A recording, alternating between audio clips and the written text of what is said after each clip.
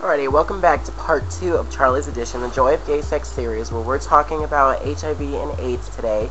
That's basically what tonight's show is focused on, something that is very important for gay people and straight people, for everyone to know about, especially if you're, a very actively sexual person. You definitely need to know about this. So, I'm going to go ahead and continue on with the reading.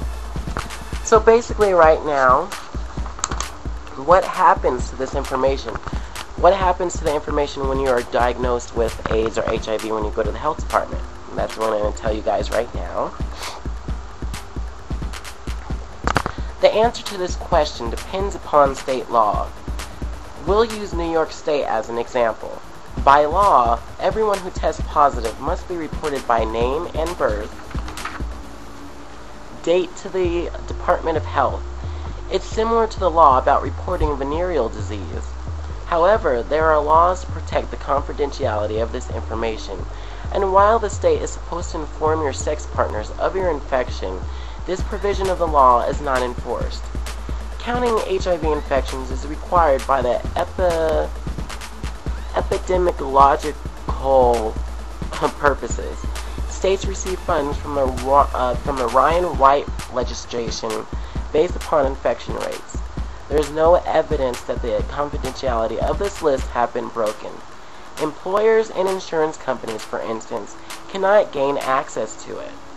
But remember, if you sign a medical release for your health care insurance company that goes to your doctor, you've given up your right to confidentiality, and he can release any and all of your records to the insurance company. Many municipalities provide anonymous testing through local clinics. Gay and AIDS service organizations usually have a list of these sites. They will not report your name since they don't have it to the Department of Health. But if you test positive, you will need treatment, and your doctor is required to report it to the Department of Health. So now, what's the difference between HIV disease and AIDS? The diagnosis of HIV disease means only that you are infected with the virus, while a diagnosis of AIDS means that your T cells have declined to less than 200, or that you have developed an AIDS-associated opportunistic infection. In other words, a diagnosis of AIDS usually means your immune system is significantly damaged. In the old days, virtually everyone who was seropositive moved on to one or more opportunistic illnesses and eventually to death. The progress may take years, with repeated hospitalizations. Nowadays, HAART is usually so effective in curbing the HIV that few HIV-positive men suffer from opportunistic illnesses. The only exception is gay men who are already ill at the time they begin HAART treatment.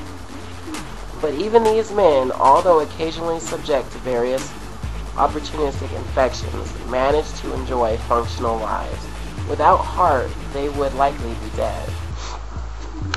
And that's true because, when I actually went to get my test done, there was a lady who had the virus, and she told me about it, and she said that, nowadays with the medications they have and stuff, that people are living fully functional lives. It just depends on you taking your medication and you staying up on it and, not letting yourself go, like being healthy and exercising and eating right. Definitely has to get changed if you basically got infected. Which is a pretty scary thing anyway. So what were I cannot say this word, you guys. It's like opportunistic. I think that's the word. What were the opportunistic illnesses in AIDS patients? Before HAART, a number of that word illnesses led up to the diagnosis of AIDS and continued for years. Death from AIDS was marked by the appearance of one opportunistic illness after another. It would start with swollen but not painful lymph nodes and severe night sweats that soaked your sheets. Thus, a yeast infection, like women get in the vagina, would appear in your mouth and eventually move down your throat. hairy leukemia, raised discolorations appeared under your tongue, making eating difficult. Shingles, a herpes-type virus, which is what we talked about on last week's show, caused a painful blistering on your legs or back. Other symptoms were dermatitis, scaly rash on your elbows, eyebrows, scalp, and sides of your nose, and unexplained weight loss and fevers, which gave HIV the name swim disease in Africa. The major opportunistic diseases caused by a suppressed immune system were awesome. They included PCP, which was the major cause of death in AIDS patients, and KS, deep brown, purple, or black-colored cancerous spots that covered the body and internal organs. Other major illnesses that led to death were toxoplasmosis, protozoan infection of the brain, and these words are like hard to say. A cryptocatal meningitis, an infection of the membranes that cover the spinal cord. One of the late signs of the disease. Wow. Interesting. So who's getting infected with HIV today? We have a good deal of consistent research about gay men and infection. There's no question that the younger you are, the more you're at risk. For the past decade, newly diagnosed gay men have been overwhelmingly younger, and therefore less experienced both sexually and in life and in general than older gay men. Younger gays have considerably more sexual partners or are more likely to screw without a condom, proving the truth of the Yiddish proverb, when the penis is hard, the brains are soft. All of the above is obvious, but there is only another reason why young gay men head the list of the newly diagnosed. Doctors are certain that most men who become infected with the virus get it from other men who are only recently infected themselves. In the first few weeks after infection, the viral load is sky high. That's because the body hasn't had the time to recognize and fight the HIV. After it does, the viral load takes a nosedive, but will go up again if not treated. So in that short period, the likelihood of transmission is that much greater because you are carrying an unusual large quantity of HIV. This is one of the most important reasons why the epidemic of HIV disease stays alive. If we add to the alcohol and drugs leading to unsafe sex, we end up with a nasty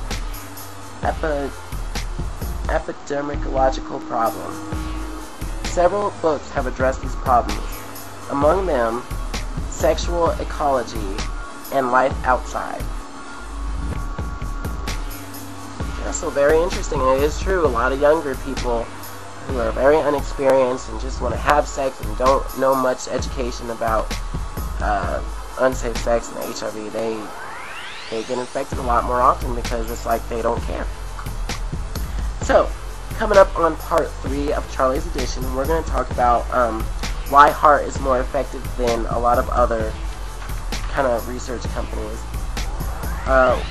If vaccines will ever become available, herpes viruses and HIVs, and the social consequences of the HIV disease.